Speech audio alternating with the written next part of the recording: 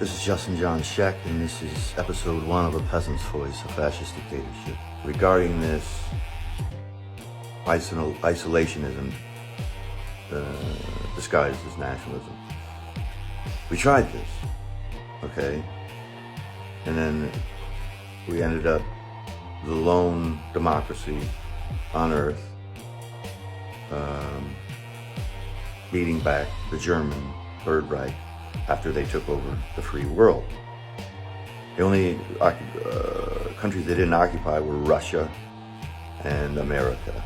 And of course, we couldn't handle it emotionally that Russia was communist. You know, understandably, Stalin was a monster. So we became the sole superpower after World War II, after we did. But everybody knows this story. Everybody used to know this. This is the United States of amnesia, right? Corporate, all that. So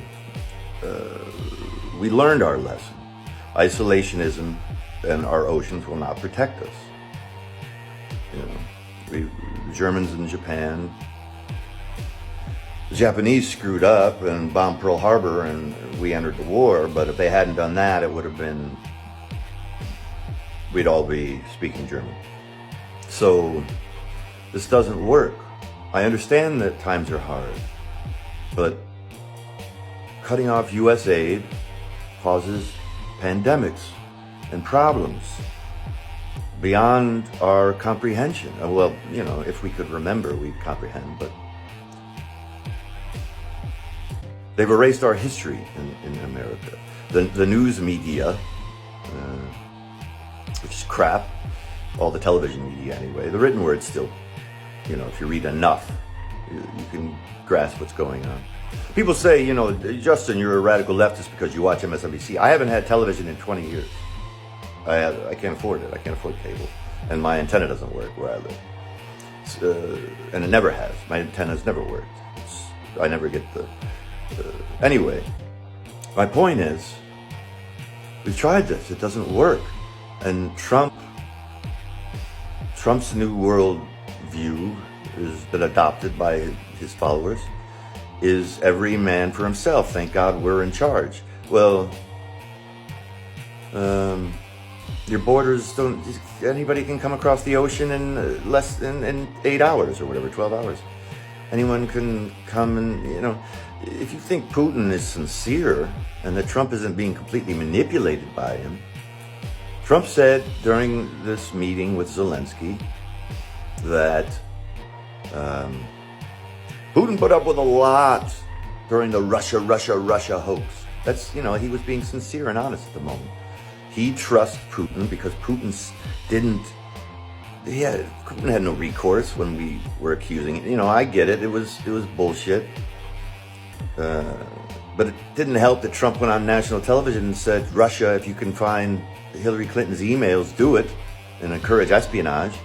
It didn't help that he stood next to Putin and said, I don't trust our intelligence agencies. I trust Putin. I mean, this guy is completely in the pocket of Putin. And if you don't think Putin's manipulating him, you don't know Putin. And if you don't think Trump's not trying to emulate dictator Putin, he's a strong man who took control of this country. He's a smart man. It was brilliant moving. And this is the irony. This is the stupidity. This is the buffoonery. Trump says, if you give us all your minerals, Ukraine, then there'll be a peace. And then when the Ukrainian leader says, okay, well then will you guarantee that if Putin breaks his word that you'll back us? Trump says, no, I won't guarantee. Well then why would, you can't, you know, during the campaign, it's made me insane. How can you say in one breath that Putin never would have invaded Ukraine if I had been president, and then in the next breath say, I'll let Putin invade anybody he wants? Okay, so you're playing pretend when you first talk and say, Putin will never invade a country. And then you're being sincere when you say, I'll let him invade any country he wants. That's just the reality. It's just obvious to anyone who's paying attention. But we can't pay attention in America's media. Everybody watches television, and television's all crap because Reagan undid the Fairness in Media Doctrine in the 80s. He vetoed the Fairness in Media Doctrine that a Republican and Democratic Congress passed because they were worried about the propaganda that was coming out of the Reagan administration.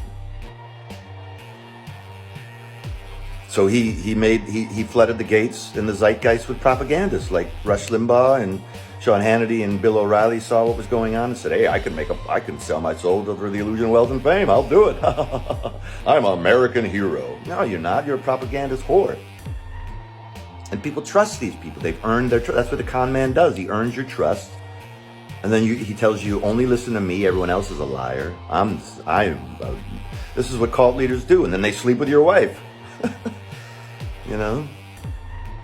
Over and over. And then you drink the Kool-Aid and die. It's just how cults work. And this is a cult of personality, Trump. He's a demagogue. He is a dictator. That's what I'm trying to explain. He wants to be a dictator. And he has all the wheels of power now, and he has his state-run television. All the right-wing media just listens to what he says and then makes it true the next day, no matter what. Because you got to project strength. You can't ever admit you're wrong. Well, okay, it's wrong to say that Putin will never break the Ukrainian peace deal that we're going to come up with after I extort you and take all the minerals. You know, we spent 110 billion. This is the literal truth. We spent 110 billion backing Ukraine so far.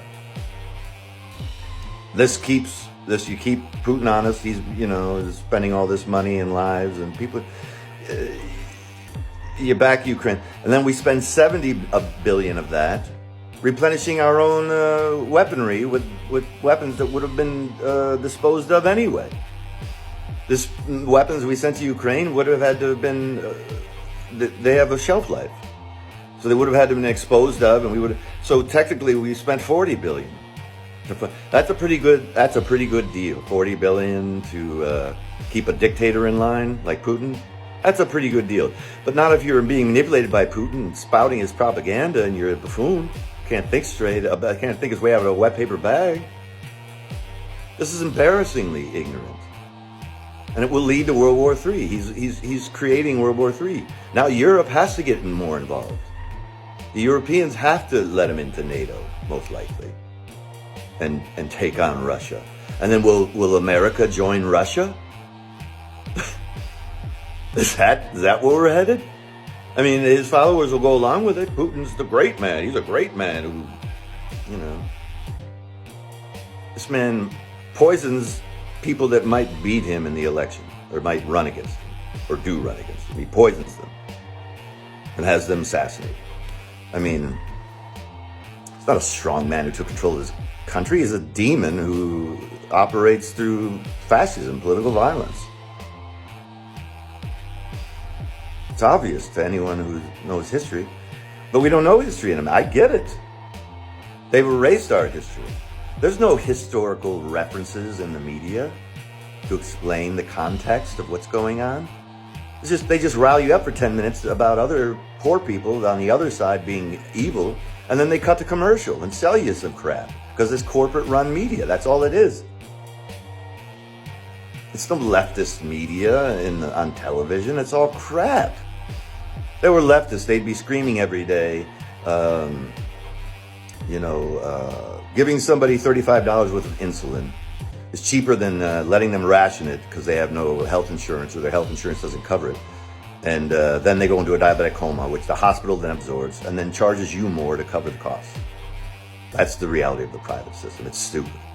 Doesn't make any sense. You pay $35 for their insulin in universal healthcare systems, and you avoid hundreds of thousands of dollars that it costs to keep them alive in their diabetic coma. And then they don't pay that money back. Who's going to pay back hundreds of thousands of dollars?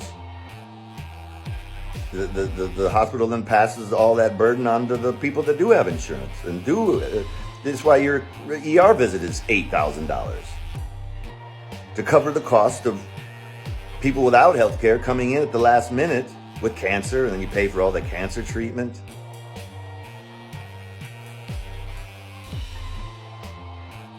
I'm telling you, it's not going to end well. Putin is not sincere. He's not gonna listen to Trump. He's gonna, he'll listen to him enough to keep him in his pocket, to keep him under his spell. He will, that's true. But he's not sincere, and he's strategic here. He's a KGB operative. He's 10 times smarter than Trump. And Vance. Oh my God, and J.D. Vance. This guy said Trump's a monster and all this. And then when he had an opportunity to get some power and maybe become the next president, he just pretended he didn't say it and pretended that Trump's great and a genius, even though he called him a fool already. It's just, he was sincere at the beginning, but now he sees that he's a politician, an evil politician who reads the polls and says, I gotta pretend that I'm more like Trump. This guy's been pretending forever. He went to Yale or whatever. And then he wrote a book about being a person, a human, a normal person. He studied on how to be a ruler and a manipulator of things. He knows the truth. So seriously, just think about that. Trump says Putin will never invade the Ukraine if I was president. And then he says I'd let Putin invade anybody he wants. Come on. Which one is it? Nobody could call him on that in the liberal media. They don't hire smart people and put them on television. They hire actors and put them on television. They read a teleprompter with a confused look on their face so that they look like they're sincere. But they already know the answer to the question they're asking because it's just a setup. They're just lobbing up softballs to Democrats, moderate Democrats, and they're rude and arrogant towards Republicans because the producers are telling them, we need more conflict. People love conflict. So they're not smart enough to ask a hard question and get an answer. They're not smart enough to do a follow-up question. Mr. Trump, how can you say that Putin won't invade any countries, but then you also say you'll let him invade any country he wants? It's asinine. It doesn't even pass. A 5-year-old could understand that's stupid. It doesn't make any sense. You can't say both. I'm gonna be gentle about it, of course, because I'm not upset at the working class brothers and sisters, my brothers and sisters in arms, who are suffering and have been suffering throughout human history, and now, especially for the past 80 years, since we introduced this concept of trickle-down economics, which is give everything to 0.1% of the population and then everything will be fine. It's asinine. If you were a tribe of 100, for 150,000 years, we knew that the worst thing that could happen to you was exile, okay? That meant death. If you sprain your ankle, you can't hunt and gather. If there's no tribesman to bring you food and water and to share the wealth, to share in the burden of existence, you die. It's just a fact. The first sign of civilization in anthropology is a healed femur, because somebody had to care for this person, take care of them. Now, in these bands, tribes, and chiefdoms, we thrived for 150,000 years until the nation state's born and powerful psychopaths were able to rise to power, take everything for themselves. This is the Republican Party. The Republican Party as we've seen it for the past 80 years. Basically since the civil rights movement happened and the South was lost forever.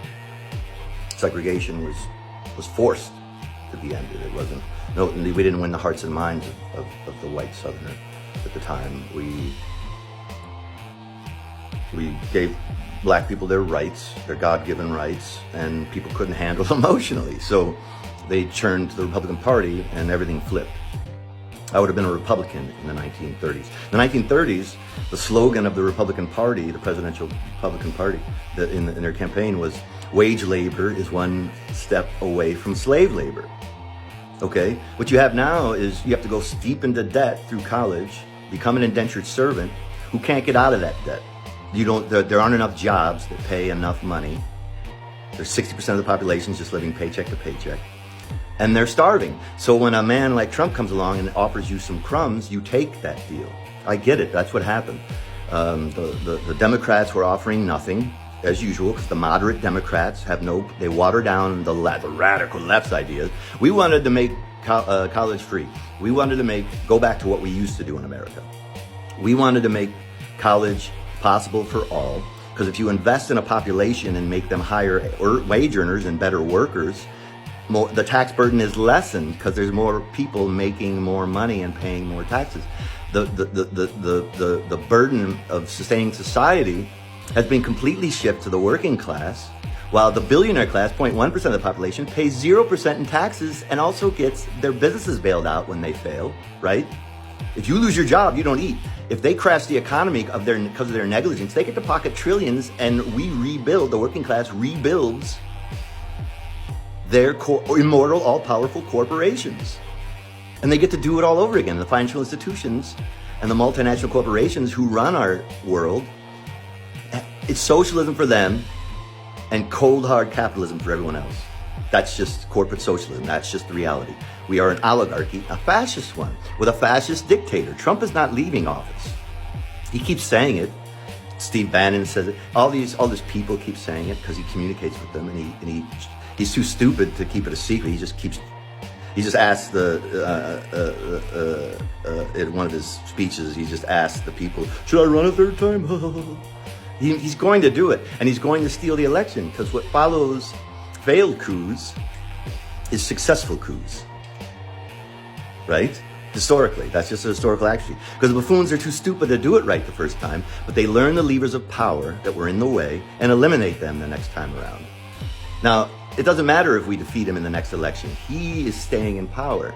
He couldn't handle it emotionally last time. He declared that the election was stolen the night of, before we finished counting, because he knew he was beat. And then his minions on Fox and Tim Pool and Tucker Carlson all made it true the next day and continue to make it true. Sean Hannity said in court under oath, through the threat of perjury, I never believed for a minute that the election was stolen. But he says it every day on his show. He's not a journalist, he's an actor, a monster actor who sold his soul to the ruling class for a slice of their pie. He goes to dinner and orders $15,000 bottles of wine every night for him and his wealthy, connected friends who own immortal, all-powerful people that are corporations. Now, this is just the reality of where we're at. In 2016, the people's choice for the Democrats was Bernie. So what did the DNC do? Undemocratically eliminate the people's choice and hand us Hillary Clinton, who had her ass handed to her. Then we did it again in 2020. Bernie won the first two states in the primary, and then the black vote coalesced around him in North Carolina. So all the moderates, Amy Klobuchar, Pete Buttigieg, they all get a seat at the table under Biden's administration if they drop out and endorse a man who can't finish a sentence in 2020. I wonder if he'll be able to finish 2 terms and finish the race. And then what does Biden do? He takes our great idea of educating the population and creating better workers and more workers, and says, I'm going to give some people a $20,000 discount, some people a $10,000 discount, a dent in your $150,000 of debt. And because the interest keeps piling up, if you only make $40,000 a year and you're a teacher, the interest keeps piling up, you'll pay to, you're an indentured servant who will never get out, so you're a slave. So my point is, he takes this great idea and says, I'll just piss everyone off. Everyone. Give a little to some and nothing to the majority of people who didn't finish college or didn't go to college. It's asinine. It's moderation at its best. It takes a good idea, makes it terrible, and then blames the leftists for the idea in the first place. Well, it's not our idea. It was your stupid moderate idea. No one's going to vote again for that. No one. Of course not. You stole our candidate twice. You're a monster, and you're just as undemocratic and fascist. You're a corporate monarchy, a corporate dictatorship, a corporate whore, moderate Democrat. That's what you are. All the media is propaganda. In the 80s, a Democrat and congressional Congress passed the Fairness in Media Doctrine, making propaganda in our journalism illegal. And Reagan vetoed it because it was the only way to make his buffoonish trickle-down economics make sense. So the media has been strange ever since, both sides. MSNBC is not a leftist propaganda. It is corporate Democrat propaganda. They hate Bernie more than Trump does. Trump's smart enough to know that Bernie was dangerous. He didn't want to run against him. He said it. You, the corporate moderate Democrat, keep eliminating Bernie, the people's choice, and wondering why you get your ass handed to you in the elections. Well, I wonder why Biden couldn't finish the race. He couldn't even finish his sentence in 2020, and he was coming in last in the first 2 states. He came in last. He was so pitiful. You just chose him because he was the only one that capable of defeating Bernie, and gave us watered down, moderate bullshit. And that's why nobody turned out in 2024 and changed their mind. I know how many Bernie supporters I know that switched over to Trump just because he wasn't an establishment person. They trusted him. But this is the problem.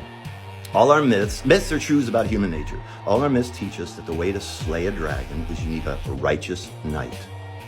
That's the truth. A righteous knight. Not a monster, billionaire, dictator, fascist. No fascist nation in human history has ever self-corrected. It's over. He's not leaving office. He said it out loud. Take him at his word. He tried to steal the 2020 election. It's over. He's not leaving office. He will run again, and if he loses or thinks he's going to lose, he'll just steal it. Just cancel the election. He'll come up, and people will trust him because our institutions are so bought and paid for. You can't have a judicial system say that corporations are people, and people can speak with money, so corporations can spend as much money as they want to buy politicians and rig elections. That's just made up out of thin air to appease a ruling class, because the judicial system is corrupt and so right-wing that it's just beholden to the business class. That's it. They don't care about the people. So this is where we're at. This is the truth. This is the reality. You need a righteous knight, not a fascist dictator. That will not end well. The country will burn. The world will burn now. And we, the people, have to take it back. We need a peasant's force.